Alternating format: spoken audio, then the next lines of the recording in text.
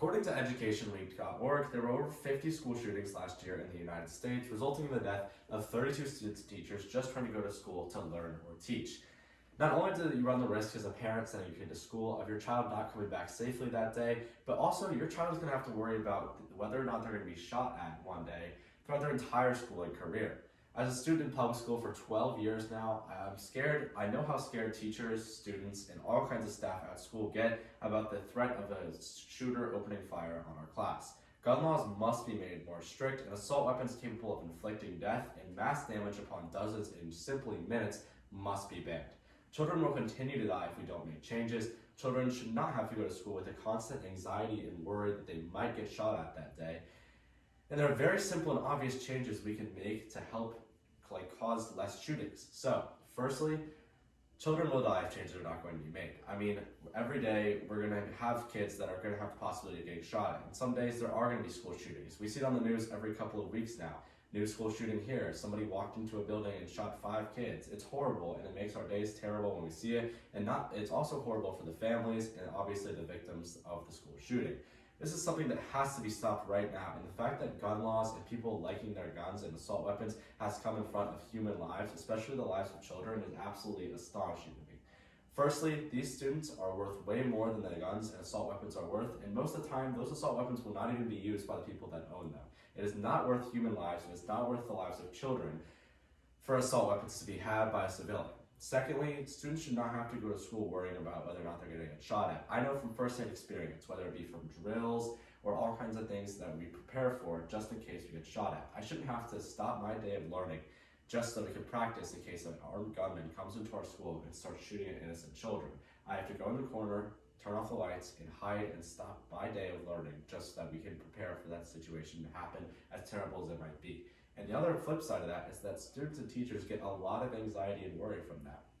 It's not healthy to be thinking, well, who knows, maybe one day we'll come to school and that'll be the last day we go to school, and that'll be the last day that I get to go home that day. We don't know if that's a possibility, and it's really tough to think about, and it definitely has an impact on our ability to learn, our ability to make school a happy and safe place.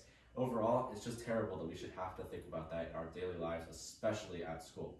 And there are very simple and obvious changes that we can make to help reduce the number of shootings and hopefully bring it to zero. Firstly, I don't think that any civilian should have the right to carry an assault weapon or an SMG, assault rifle, anything that's capable of inflicting mass amounts of damage in just minutes, especially on innocent lives. I mean, a lot of people will say that while it was in the Constitution, it does not justify having the ability to carry those weapons in the modern day. This is not a gun that's going to be for self-defense. This is for committing mass harm among a lot of people. So it's absolutely unnecessary that anybody should carry them. So firstly, we need to stricken those rules or completely eliminate the ability for a civilian to hold an assault weapon. According to NPR News, there are plenty of people that are willing to give up their guns if it means more safety for children, but it would definitely be a struggle, and it would possibly turn into a big conflict in the United States. However, as a student who has been in the public school system for a long time now, I think this is something that must happen and is absolutely worth it. There's more simple and obvious changes we can make too, like more armed security inside schools that will prevent these things from happening or eliminate them as fast as possible. We can also make sure that all doors remain locked at all times, which even though it's supposed to happen even here in Florida, it does not happen because I go to a school and I know that not all doors are locked, and there's constantly times where you can just open a door and walk into a classroom. And if I can do it, a threat to the school can certainly do it as well. That can result in dozens of lives lost for absolutely no reason, and those rules need to be enforced more strictly, however that may have to happen.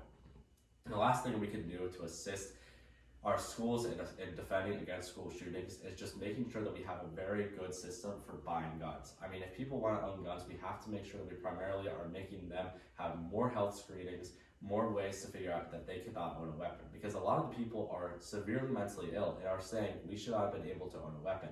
I mean, according to CBS News, there were several times where people admitted I should not have been able to own a weapon and I am not mentally capable of owning this. And yeah, maybe they say that afterwards, but that's after we've lost student lives and the lives of children. Overall, it's just absolutely terrible that we would have to send our kids to school worrying about whether or not they're going to be shot at that day, and it's something that must be changed right now. That was pretty